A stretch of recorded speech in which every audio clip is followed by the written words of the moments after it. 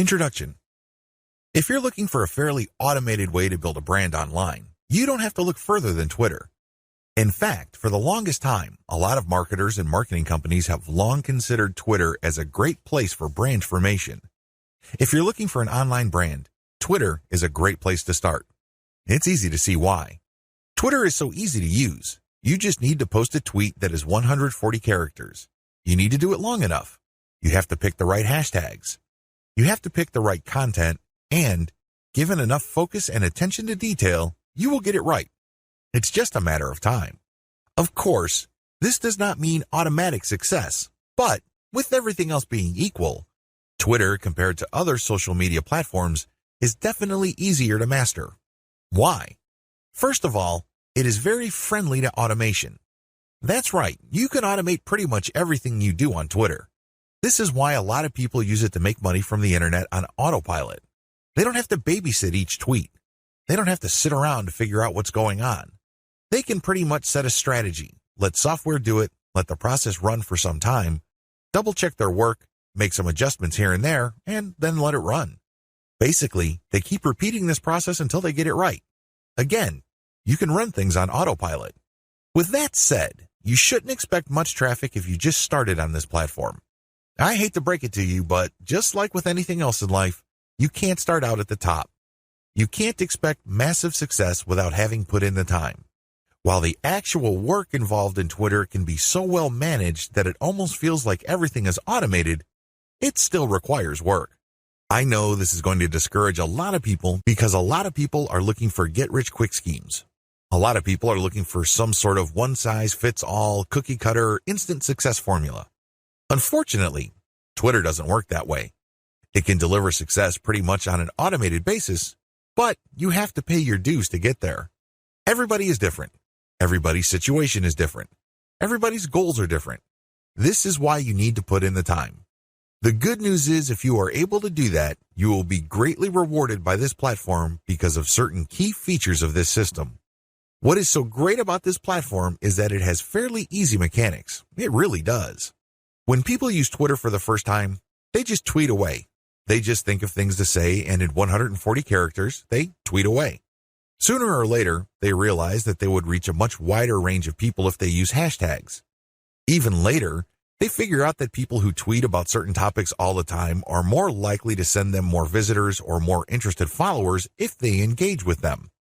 In other words, Twitter is one of those platforms that you just have to figure out in broad terms to lay out an initial strategy. Implement that strategy, and then learn from your results. Do these first before you start marketing on Twitter. Before you even seriously think of starting on Twitter, do these first. If you set up a website, you should have been doing these already. Just in case you are unclear on the concept or just in case you did things out of order, here are the things that you should do before you even think of marketing on Twitter. Pick your niche. It's really important to understand that if you want to be successful on the internet, you must have a laser focus on how you're going to make money. A lot of people are clueless regarding this. In fact, a lot of them think that they just need to buy a system that somebody else has built and they will make money. What they're really saying to themselves is they're too lazy to think through their online business. That's always a dangerous proposition because when you let another person do your thinking for you, you're going to have to deal with the consequences. You have to understand that when people build systems for others, they're usually trying to cut corners. They're trying to make the most amount of money with the least amount of effort. Do you think they have your best interest in mind with that attitude? Of course not. This is why it's a bad idea to let somebody else pick your business for you. You have to do it yourself. You have to know what you're doing.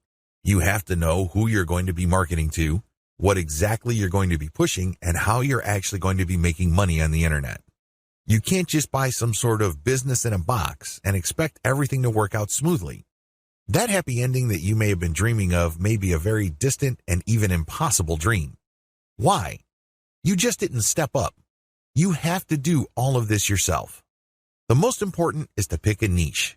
A niche is a subject matter category or some sort of category for whatever collection of needs you are trying to address. What kind of problems do the products you are promoting or the website you are building address? Pick that niche. Understand how that niche compares with other niches. Understand whether it fits your amount of resources and your expectations. Build a site. You can outsource this. You can create a site that addresses your niche.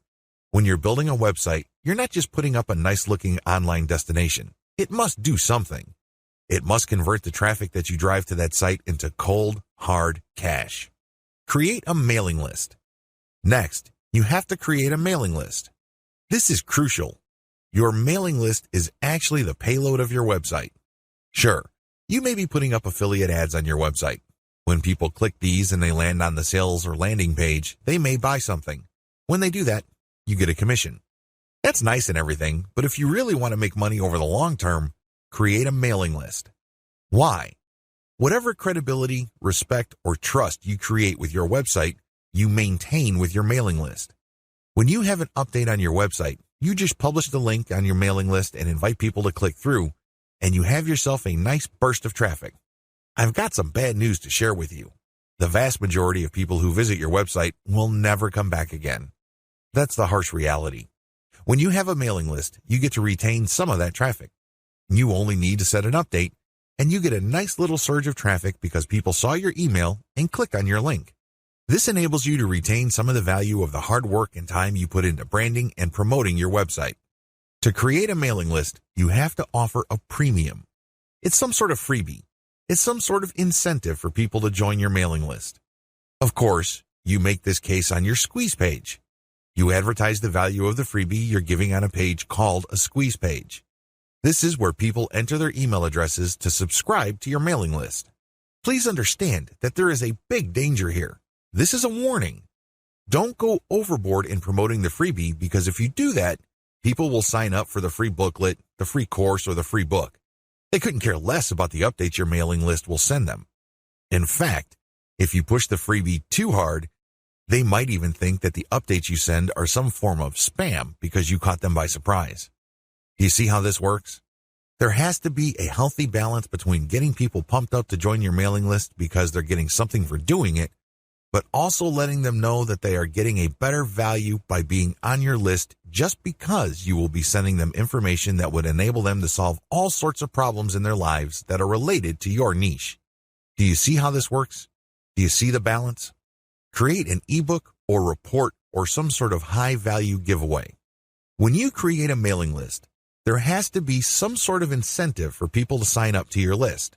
I wish it were as easy as saying that your website is so awesome that your visitors owe it to themselves to sign up to your list. I'm telling you that if this is your strategy, you're probably going to get very few list members. Why? People need a push. They may be impressed by your website, they may like what you're doing, but this may not be enough to get them off the fence. To many people, entering an email address into a field is a lot of effort. You have to give them some sort of valuable incentive for them to sign up for your list. Generally, I would use some of my popular blog posts, or I would come up with a distilled version or a cheat sheet version. Usually this works. Other times, I would use some sort of massive compilation of resources that are an answer to people's problems. Whatever the case may be, the value of the incentive must be obvious. They don't have to be Sherlock Holmes to figure out the value of what you're giving away. Again, to reiterate, the value must not be so big and steal so much of the spotlight that people forget that they're signing up for a mailing list. It must share equal billing with the list. You have to promote the freebie in such a way that it is still clear to the person registering to your mailing list that they are signing up for a mailing list. Find top-notch content in your niche. Once you've set up a website and a mailing list, the next step on your journey to marketing your website and mailing list on Twitter is content. It's easy to get tempted and think that you're some sort of niche genius. You get all excited about a hot idea or a hot blog post topic, so you write a blog article. You put in the time, effort, and energy to do that. But what happens? 9 times out of 10, that content doesn't work. For whatever reason, people do not seek it out. You don't get traffic with it. You're not alone when this happens. The idea of build it and they will come is a dead end. Thankfully, there's a shortcut. Focus on content in your niche that already works. Look at the social media accounts of influential people or companies in your niche. Look at the content they're sharing. Pay attention to how many social signals they get. Do they get a lot of retweets, likes, favorites? Do they get shared a lot on Facebook? Using this objective social signal information, select their best content and reverse engineer it. Reverse engineering top-shelf niche content. Now that you have a clear understanding of what's hot and what's not in your niche, the next step is to reverse engineer your competitors' best content. How do you do this? First of all, you just focus on their topic. If they're talking about a certain personality in your niche, then talk about that person, because obviously the fact that they're getting all this attention from your niche audience means people are truly interested in that personality. However, don't stop there. Come up with something new. Maybe interview that person directly, or maybe take some sort of controversial angle. Maybe you can give more complete information. Whatever the case may be, come up with content that is obviously superior. This is what's going to make your tweets more popular. This is what will speed your branding efforts up. I'm sorry, but if you're just going to offer the same content that everybody in your niche is already offering, there's really no reason the people you're reaching out to should follow you. Think about it. If they think that you're giving them the same stuff as other sites, why go to you? They can easily have gone to those other sites. Draw their attention based on familiar themes. Keep their attention by doing something a bit different. It doesn't have to be much. You don't have to be a hero. You don't have to go overboard. But it has to be different enough. Unfortunately, this is one of those things that you will have to figure out firsthand. You would have to do it through trial and error. You have to learn through trial and error. Set up consistent social media accounts. Now that you have followed the steps above, you can now start setting up your social media accounts. For starters, you should focus on YouTube, Google+, Facebook groups, Facebook pages, Twitter, and maybe Pinterest. Start with these. Later on, you can branch out to other social media platforms like Quora, Instagram, and others. Your social media accounts must be consistent with each other. Your headers must have the same design. Your biography and other text must have similar elements. The key here is to project consistency. Consistency indicates professionalism. You're not just some random person working out of your mom's garage putting up one random website after the other. It can also help you solidify your brand. If you make a good impression on Facebook groups and people click through to your Twitter account and they see similar messaging, they can see that you are consistent, constant, and offer different types of content. This would help them become more comfortable with your brand. This would help them view your brand as more credible. Commit to specialized content on your social media account. Here's the big danger with having many social media accounts. It's very easy to see that a lot of companies put up a presence on many different platforms. That's great and everything because you have many ways of getting new traffic. The problem is they post the same content across the board. This is a problem. When people approach your brand on Twitter, they're looking for content that is slightly different from the content they would expect on Facebook groups, your Facebook fan page, and definitely your YouTube channel. You have to be aware of these different expectations and give them what they're looking for. Oftentimes, this is as simple as the form of content you offer. Obviously, when you're on YouTube, it would suck if you just offer blank videos of somebody reading your articles. That's not going to work. At least bother to use slideshows with the article. Preferably, you should have some sort of video spokesperson who speaks directly to the people during the video. Each platform's content must maximize the format requirements of that specific platform. Manual Twitter marketing. Assuming that you have decided to go the manual route, here's what you need to do. You have to budget your time. If you think you only have 1 hour to spare, make sure you give it at least 1 hour. This means stick to 1 hour exactly or go a bit over, but you need to make sure you put in the time. Find niche leaders. First, you need to find people's Twitter accounts who talk about your niche. Enter the keywords related to your niche into Twitter to find those accounts. How do you know these keywords? Where do you find these keywords? Here are the steps. Create a Google AdWords account. Don't get scared, this is free. Create a free account. Use the Google AdWords Keyword Planner tool. Enter websites that you know are competitors of yours, and alternatively enter well-known websites that you know are in your niche. You should get a nice listing of keywords using this technique. Once you find these keywords, look up those keywords to find even more related keywords. Make sure that these keywords get a decent amount of traffic. Read these keywords and be convinced that they are actually related to your niche. Once you have a nice clean list of keywords, plug this into Twitter to find accounts. There's a shortcut to this. You can use Congo Plus's $18 per day virtual assistants to do this for you. For only $18, you get a person's full 8-hour day of labor. This person can use Google AdWords for you, find the right keywords, filter the keywords, go through Twitter, find the accounts, get the hashtags, and follow those accounts. Follow real niche-specific accounts. Once you've done the above steps, you should be able to identify the accounts of people in your niche on Twitter. This is where you need to make a judgment call. You need to look at enough of their tweets to see if this person truly cares about your niche. Is this person really a niche expert, or does this person tweet about your niche from time to time? These are two totally different things. Follow real niche leaders. What are the benefits of manual Twitter marketing? When you identify and engage with niche leaders on Twitter, you get the following benefit. First of all, you get niche-specific hashtags. Second, you get a chance to get on the radar with people who are really experts or authorities in your niche. These people can open a lot of digital doors for your business. They can retweet your actual content. This can lead to niche-specific audience members visiting your website. They can interview you and possibly link to your website. You can interview them and establish some sort of professional friendship. You can get invited to conventions or symposiums or workshops. These can be tremendous networking opportunities.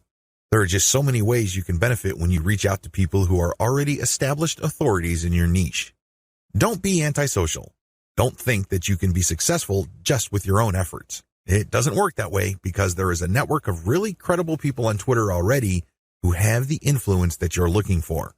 Why not just piggyback on their influence? Why reinvent the wheel? Manual tweeting, pros and cons. Manual tweeting, as we have defined, involves automated publishing of content that you have manually selected. This is content that you have curated. The publication is automated, but your engagement is manual. You're going to find niche-related accounts. You're going to engage with them manually. You're going to tweet, leave comments, so on and so forth. Here is how the advantages and disadvantages break down. Pros. The first advantage is to get a higher level of engagement. You actually get to say to these people what you think. You get to interact with what they have to say. Maybe they're critical about your idea, so you explain your position to them. You give them a counter-argument. You ask for examples, or you rebut what they have to say.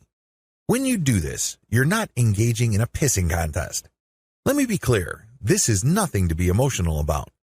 Instead, you use this as an opportunity to prove to them that you know what you're doing. True experts will accept the fact that not everybody will agree with them. When these experts are satisfied that you argued your position well, even though you don't agree with them, they respect you. They also respect you when you give them information that they may not know. This can lead to instant expert status.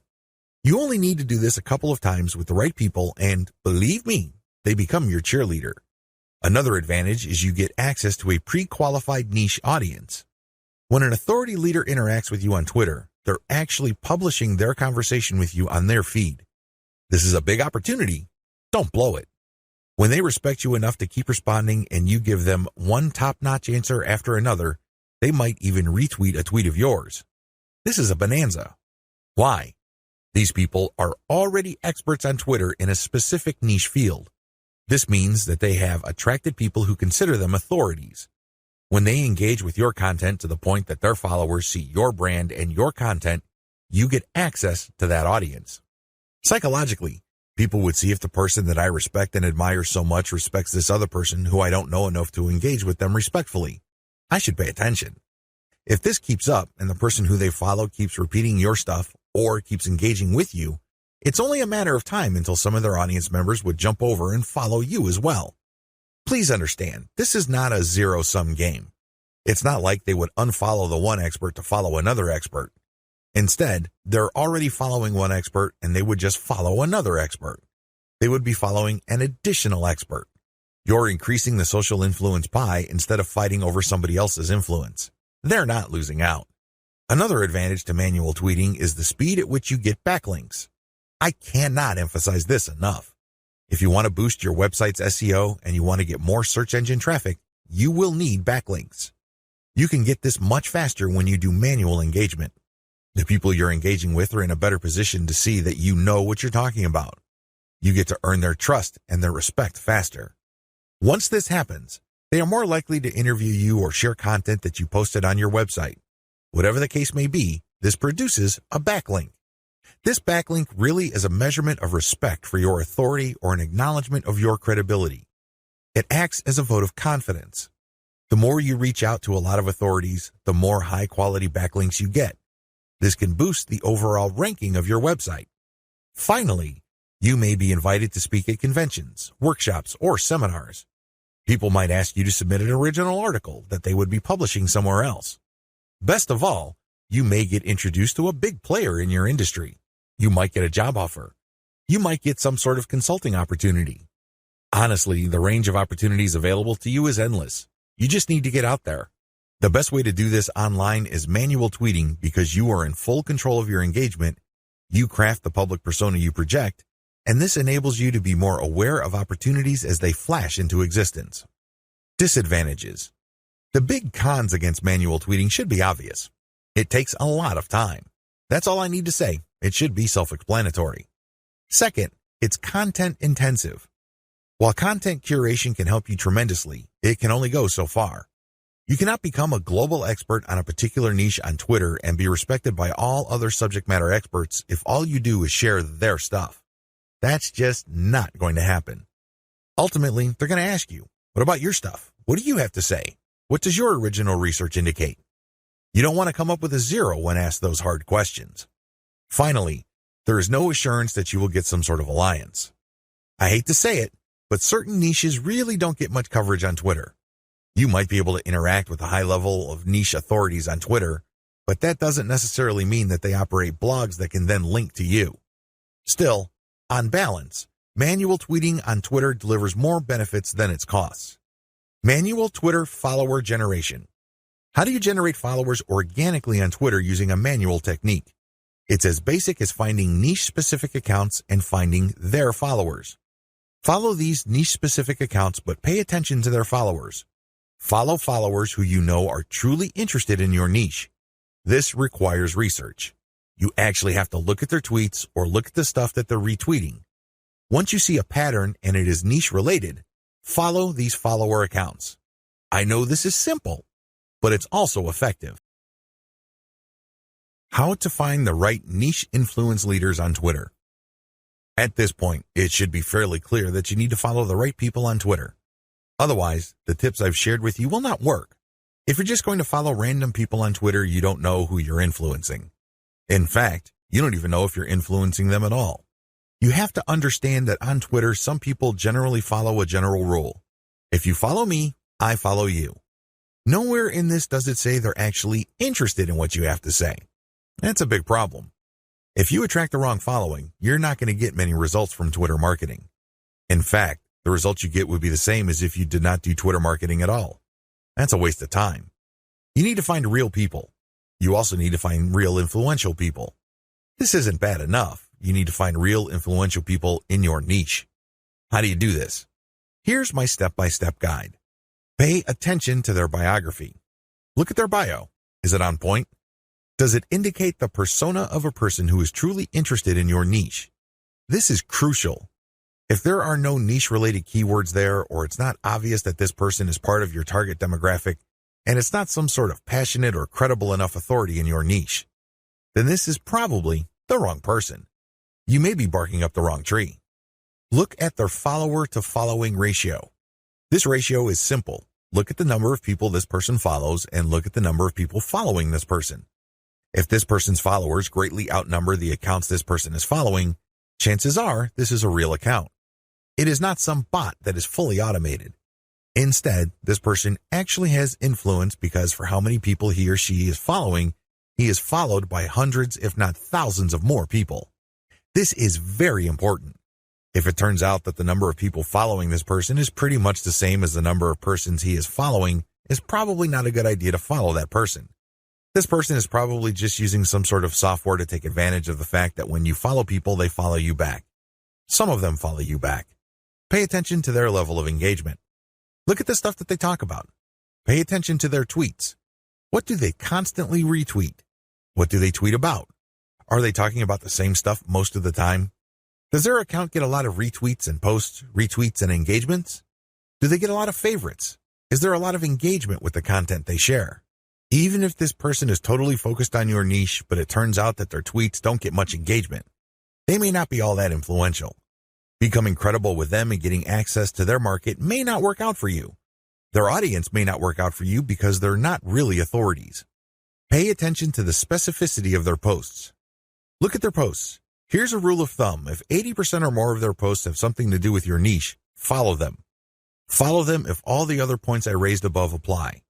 But if it turns out that this person's bio is on point, it has more followers than the accounts that he or she is following, it has a high engagement level, but this person focuses on generalized content, this person may be a dud. In other words, this person is some sort of Twitter celebrity. This person is only an authority because of their personality and not much else. They're not an authority because they focus on a niche. They're not an authority because they are truly passionate about a niche. People only follow them because they think their personality is interesting.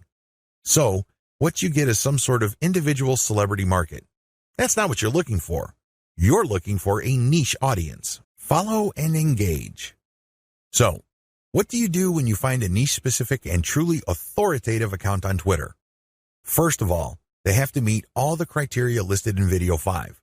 Assuming they pass with flying colors, you follow them. Don't stop there. This is just the beginning.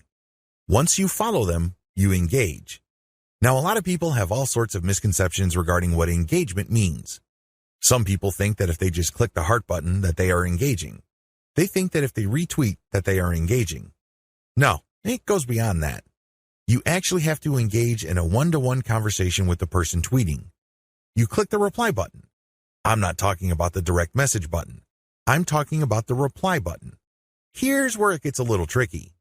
You can't just use a stock answer like, hey, good post, or you're a genius. I admire you. I love you. No, that doesn't work. Those are worthless. Why? And true authorities get those all the time. They're credible. They know what they're talking about. So they get a lot of, hey, good post. You're a smart guy. You're a genius. So what? They get those all the time. You're not going to stand out. Remember, the whole point of engagement is to get on their radar. You want them to notice you. This is all but impossible if you're doing the exact same thing everybody else is doing. Everybody thinks that they're a genius already. Yet another guy piping up and saying the same thing is not going to register. How do you truly engage? Here's what I do. I ask questions. I know that sounds basic, right? But you have to ask the right question. You have to ask a question that indicates to the person loud and clear that you've read their post. Maybe you click through the link that they shared. Maybe you analyze their tweet. Whatever the case may be, your question must communicate this. Your question must get them to think or analyze or look at things with a new perspective. When you do that, you get respect. Why? You're pushing them. You're challenging them. You're not just asking a throwaway question that they already know the answer to. You're not asking something that they've answered 100 times before. You're basically letting them earn a chance to prove why people think they're experts.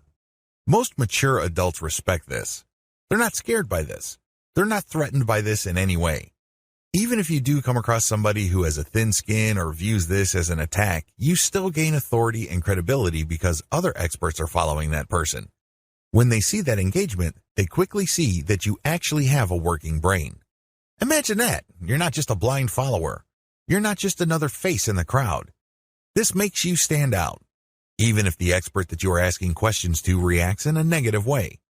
It's on them. It's not on you because you're just asking a question. Of course, you have to ask in a respectful way. You cannot use loaded questions like, when did you stop beating your wife? Or how was it the first time you got hooked on drugs? You see where I'm coming from? Don't ask those types of questions. Discuss controversial points. Another way to get on people's radars is to focus on controversy. Now, please, don't mistake this for being a troll. I'm not saying that you're going to create artificial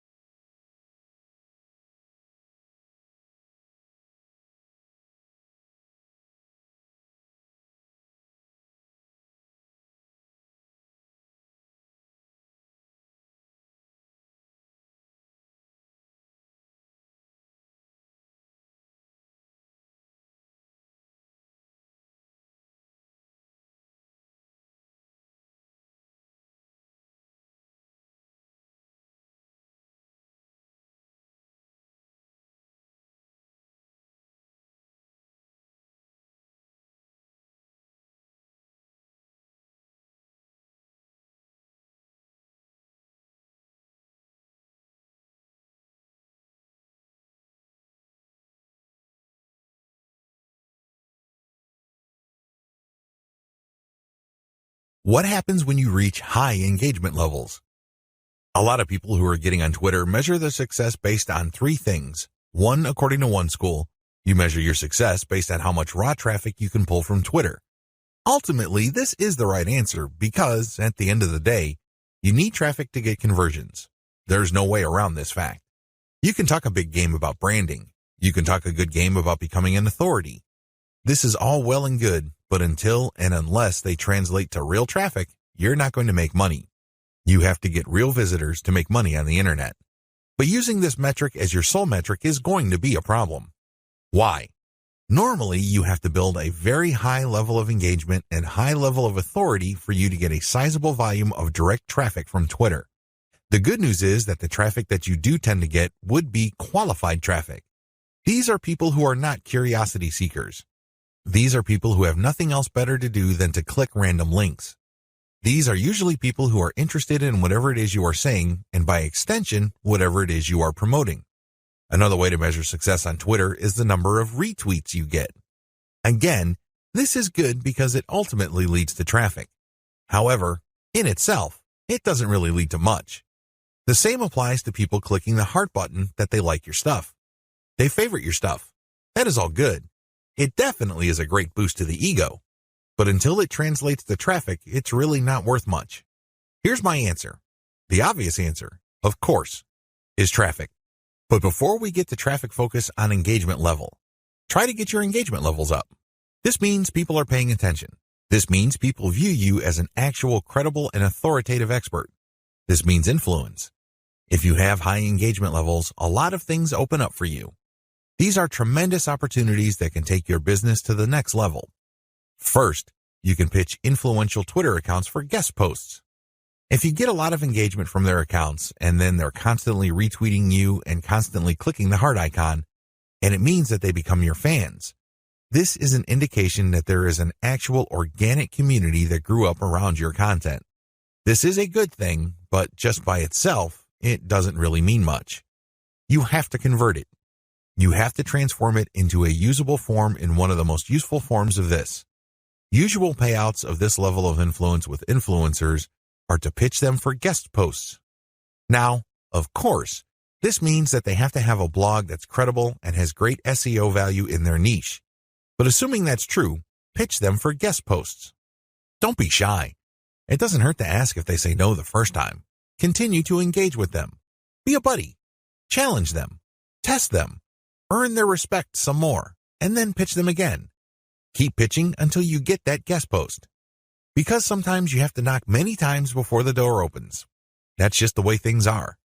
Keep pitching because for every single guest post you get, you may get a nice boost in Google search results. You probably don't need me to explain to you why that's a good thing. Ask for interviews. There are many influential people on Twitter that are either top dogs in organizations in your niche or they know people. Either way, when you get interviewed for a variety of reasons, you have arrived in your niche. Let's put it this way. They're not going to interview worthless people. They're not going to interview people who have no credibility. Why? Well, they respect their own credibility. They want to protect whatever status they have. One of the worst ways to do that is to interview people with no credibility. They want to build up. So, the fact that they're interviewing you signals to whoever respects them that you are worthy of respect. It signals to people that you are credible, that you are worth following. It tells people in so many ways what you have to say counts for something. This is a big deal. How come? You can leverage this interview that you've got as proof of your expert status. You can then contact influential publications in your niche to get backlinks. You can contact the networking groups, symposiums, and conventions to get speaking opportunities. You can always point to the fact that you got interviewed by these highly credible places. Another advantage you can get when you put in the time to manually engage with truly influential people involves blogging roundtables. Blogging roundtables are basically group interviews. The person holding the roundtable would come up with a general topic. For example, they're talking about general SEO trends in 2018, and then hit up a large number of people for their interviews, knowing full well only a small fraction would respond. If you get invited to turn in your feedback, you get a nice link. Imagine if the Blogger Roundtable was being held on the premier website in your niche. Again, it doesn't take a genius to figure out the dynamite SEO potential of this opportunity. Build a high-influence retweet circle. This final benefit escapes a lot of marketers. In fact, even Twitter marketers may be completely blind to this. This is one of the biggest benefits of manual engagement with influential people on Twitter can ever deliver. When you get these people to think that you are credible and that you are an expert in your own right. Eventually, you can count on some of them to automatically retweet your stuff. This is a big deal. Well, when you share your own content, or better yet, when you share your Squeeze Page direct link, you want truly interested people to click through.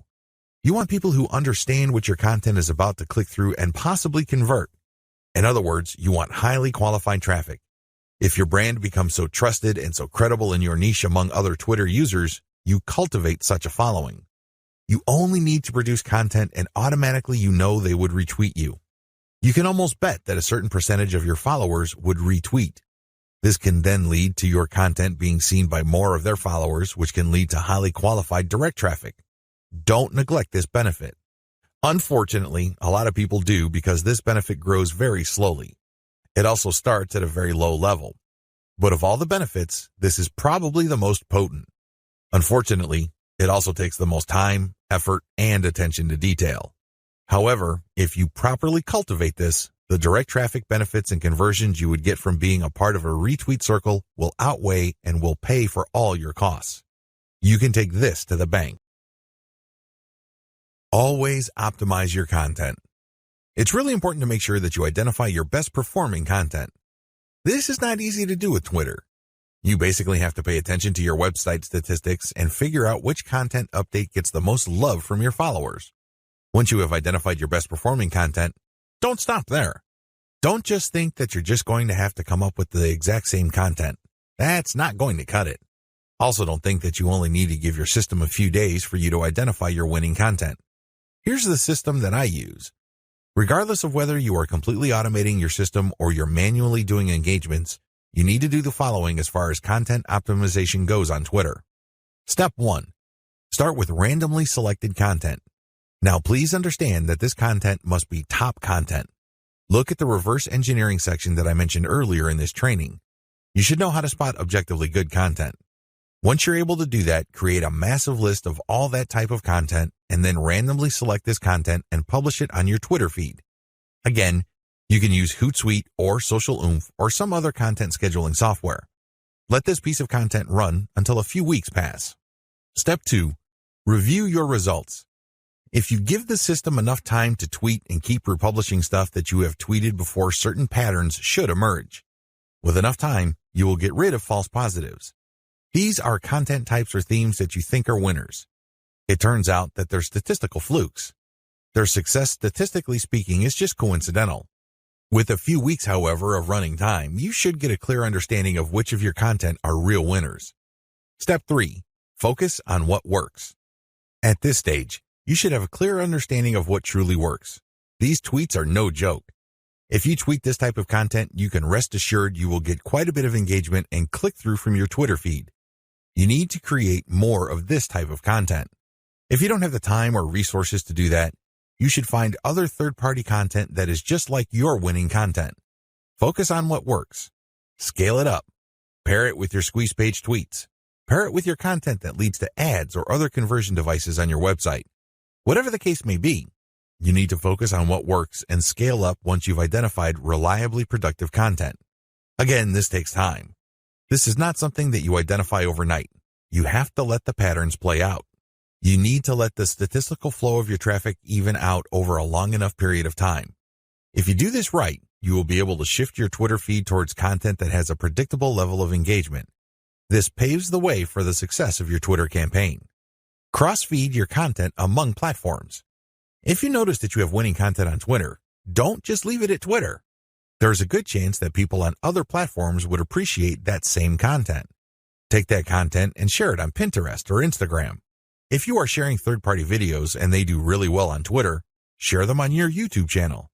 Whatever the case may be, cross-feed or cross-pollinate your content among different social media platforms. There's a lot to choose from. There's Pinterest, Instagram, YouTube, Facebook, Reddit, and Quora, among many others. Mix and match. Pick your very best content. Try along different platforms and identify what works. Once you identify that a particular type of content that you tweet also does well on another platform, publish more of that stuff. Scale it up. Leverage the power of questions. One of the best ways to publish content on Twitter is to ask questions. It's really that simple. You ask a question and then you post a link and then some hashtags. The great thing about this question-based tweeting is you get to engage the reader. You focus on a specific point that they may be interested in. If they are, you're more likely to get the click. This is definitely more engaging because you start with a specific need that they have. You're not just wasting people's time by saying, hey, this might be interesting. Who cares? There's tons of interesting stuff on Twitter. People simply do not have the time to consume all that information.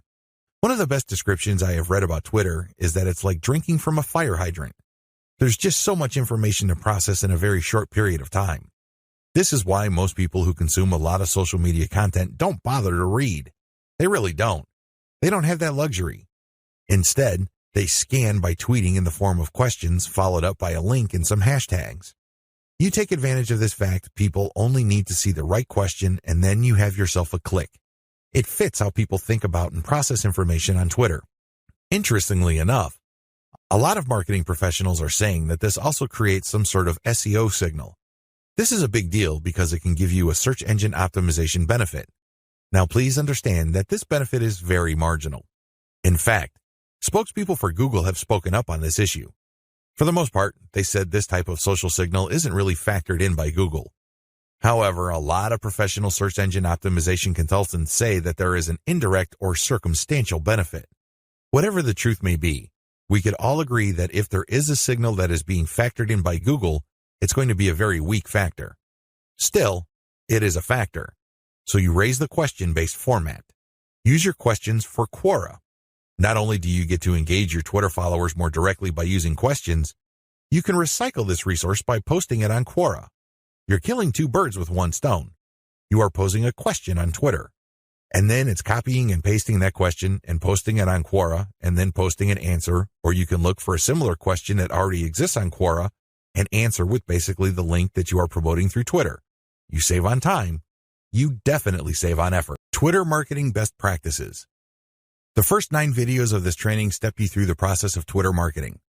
Whether you're going the fully automated route or you're doing things by hand, you have to use certain best practices. Otherwise, it's too easy for your Twitter marketing campaign to simply fall apart. The vast majority of people who try their hand at Twitter marketing simply do not succeed. It's not because these people are dumb.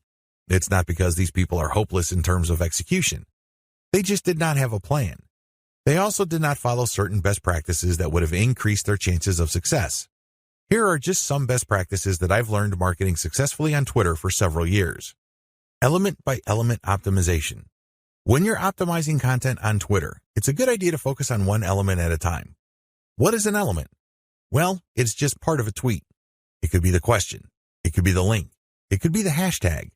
When you're optimizing for the highest amount of engagement and click-through, you have to change your tweet section by section. You can't just change them dramatically overnight because even if you do get some sort of improvement, you don't know which part accounts for that improvement. You're completely in the dark. On the other hand, if you optimize element by element, you can clearly identify which part you changed and reasonably conclude that this accounts for the improvement. Once you're no longer getting a nice improvement or you peaked with a particular element, then you switch to the next element. With Twitter, this is pretty straightforward. You play around with many different question variations until you get one that gets clicked a lot. Next, you swap out different hashtags until you get something that gets clicked a lot. It seems pretty simple, but it's something that takes place over an extended period of time. It's not something that happens overnight. You just have to pay attention to the trend. That's traffic statistics so you can make the necessary adjustments. Tweet timing optimization. Depending on your time zone, it may well turn out that a lot of your most active followers prefer early morning or late at night. Pay attention to your statistics. Maybe you're using Google Analytics. Maybe you're using StatCounter. It really doesn't matter. Pay attention to the time of the clicks coming in. You see a pattern. If you do, use your tweet scheduling software to mirror the most active times or the most popular time frame of your content. This is the time range where most people click on your links on Twitter. Make your decisions based on statistics. A lot of brilliant online marketers fail in the Twitter marketing game because they go with their gut. They tell me I just know it feels right. Alternatively, they tell me that their gut is telling them something. 9 times out of 10, these people fail. Again, they're not dumb. They're not stupid. Instead, they base their decision on feelings. Unfortunately, in this game, feelings can only take you so far. In fact, hunches often lead to dead ends. If you're going to be making a decision involving your content, your conversion pages, your mailing list, or whatnot, pay attention to statistics. Make sure you can justify whatever changes you make with hard numbers. Conclusion. Twitter marketing success is not as hard as you think. Seriously, there are lots of people who are in their teens who make millions of dollars every year on Twitter. There are lots of companies located all over the world that find clients from Twitter. There are many home-based entrepreneurs such as yourself or digital marketers who make quite a comfortable living promoting online stores on Twitter. What accounts for these individuals' success? It is actually quite simple. They chose to be systematic and methodical. You have to have a system. You can't just do things by the seat of your pants. You can't just do things based on gut feeling. You have to have a way of proceeding because such systems teach you what to look for, how to respond when you find certain facts, and how to optimize your system. You have to be methodical. This means that you cannot put the cart before the horse. You have to follow the proper sequence. You have to look at the right signals. These two factors, system and meticulousness, flow together. It takes quite a bit of time to master this, but eventually you will get it if you put in the time. You have to pay your dues. Nobody will do it for you. I wish you nothing but the greatest Twitter marketing success. Get ready to go manual or full auto.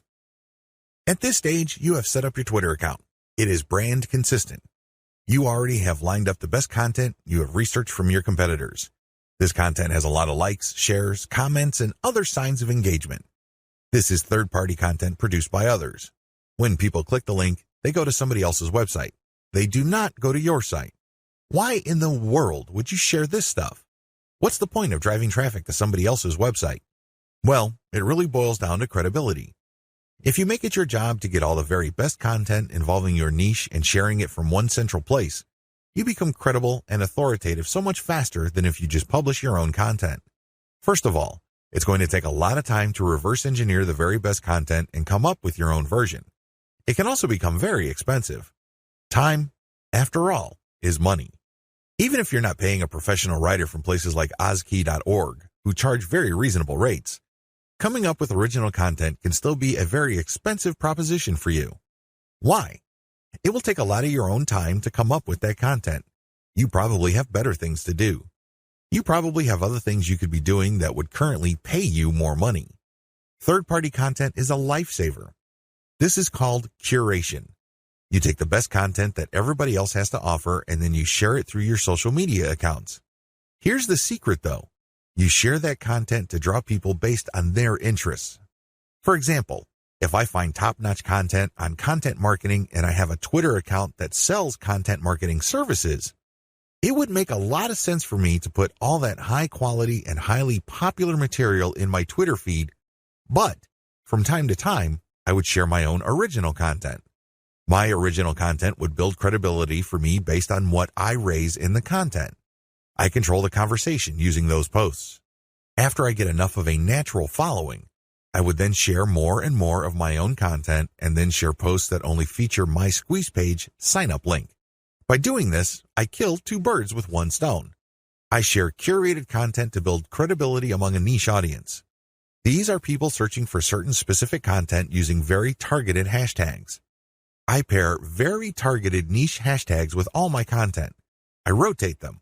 Then, I send out this content slowly but surely. I get people who are truly interested in my niche. Once I've established quite a bit of a following, I then share my own reverse-engineered content. This builds even more credibility, and this can also lead to my website getting backlinks from bloggers who are monitoring my niche. Finally, once I've got enough flow going, I would then start rotating my Squeeze Page link through my tweets more often. Instead of showing my Squeeze Page tweets once every 2 days or once a week, I can start showing it every few hours. However, it only makes sense to do this once you have established a decent number of followers and there's a high enough overall engagement level with your tweets. This is the general strategy. You can do this either manually or on full auto. What is fully automated tweeting? Fully automated tweeting is exactly what it sounds like. The content that you are going to be tweeting is fed through a social media content publishing tool like Hootsuite or Social Oomph. You just set up a schedule and the links and the tweet text that you put are going to be published to your account. You don't have to babysit your Twitter account as it publishes tweet after tweet. You also automatically plug in the hashtag that you want to target for each tweet. Fully automated tweeting can also mean using certain tools like Follow Liker that actually mimics liking other people's accounts. Usually, when people have their posts liked, they feel good. It feels good to feel like you matter. It feels good to be appreciated. A certain percentage of these would actually click the account of the person liking and see what their page is like. If they like what they see, they end up following. Fully automated tweeting also includes this. You basically automate publishing, but you also automate engagement. There are many tools currently available on the market, but here's a bit of warning. Twitter is cracking down on bot-like behavior. While few people will have problems with automating publishing, most people would view automating liking or automated favoriting or listing with more suspicion. I'm just giving you a heads up because these bots may sooner or later be banned by Twitter. What is purely manual tweeting? You can go the other extreme. The other extreme, of course, is to do everything purely by hand. Not only do you find the very best content by hand, you filter them manually, you post everything manually, you also engage manually. The great thing about this is that you have maximum control. The bad thing about this is you need to have iron discipline to pull this off. What if the vast majority of your actual link clickers live in a different time zone? This is going to be a problem. You're going to have to get up early or stay up late to tweet within the hours your actual followers are most active. This can get downright inconvenient. Also, engaging tons of niche accounts on Twitter can burn up a lot of time. You also have to process a lot of information in a short period of time. Unless you have an IQ over 150, it's just going to be a little heavy because that's a lot of content to read through and analyze. Go for a hybrid solution. There's a lot to recommend a purely manual tweeting approach. You get a lot of control. You get a laser-like focus on account selection. You get to truly fine-tune your message. However, it takes too much time and effort. Thankfully, there is a halfway solution. This hybrid solution is pretty straightforward. You can use tools to post on your Twitter feed, but engagement is done manually. That's pretty much how it boils down. You still have to find niche-related content that's already gone viral. There's no getting around this. You still have to do this. Thankfully, there is a cheaper way to do this. You can, of course, do this yourself. Like I said, time is money. You might also feel like you're going nuts because you have to read so much material. The shortcut is to use a service like congoplus.com. They have virtual assistants from places like India and the Philippines that you only need pay $18 per day. These bright, ambitious, educated people would then find the viral content that you're looking for that meets your criteria. They then send you an XLS file, you verify, then you pay them. It's only $18 for 8 hours worth of work. You can't beat that with a baseball bat. You really can't. However way you choose to do it, you need to get this content. You then look for influence leaders on Twitter that cater to your niche. Again, you can do this yourself or you can hire a virtual assistant to do it for you. The secret is to make sure that they're almost always talking about your niche. Once you are sure about that, you can then look at their content and pay attention to their hashtags. Copy these. You're going to pair these with your tweets. Use an automated tool to publish. Whether you're doing things manually or automatically, use an automated tool to publish. The good news here is that you're not taking blind shots in the dark. When you publish, pair this content, whether it's original or third-party, with hashtags related to your niche. The difference. The big difference is what happens next. When you're using an automated system, you wait for an organic following and then you mix in your squeeze page links and your content links. You then use some sort of tool to mimic engagement. For a manual approach, you do the same. You wait for an organic following to increase and then you mix in your own stuff. The big difference is you invest 1 hour per day doing manual outreach to influencers in your niche. You should already be doing this because these are the people you got your hashtags from. Remember? The extra step that you need to take is just to engage with them. Tell them that you like their content. Manually like their stuff. Click the heart icon or retweet. Do whatever you can to get on their radar. One-to-one or person-to-person engagement is crucial. You have to get on their radar. Again, you can try to automate, but it can be ham-fisted. Also, it may be so obvious or clunky. Worse yet, Twitter might be cracking down on engagement automation, so this option may not remain open for long.